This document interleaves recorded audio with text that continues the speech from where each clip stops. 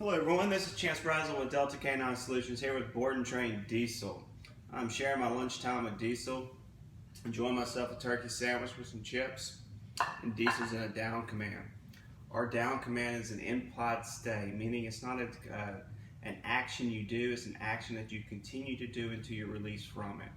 So basically what we're doing here is he's in a down, I'm eating lunch. Lunch is a distraction.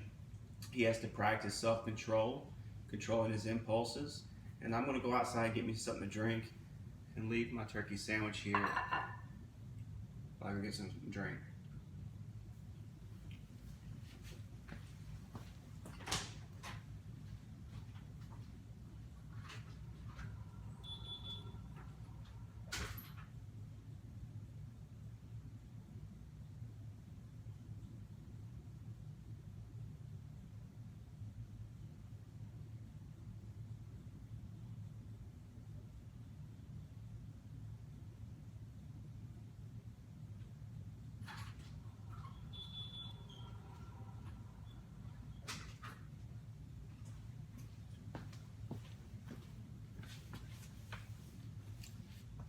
Looks like Diesel did very well with the distraction.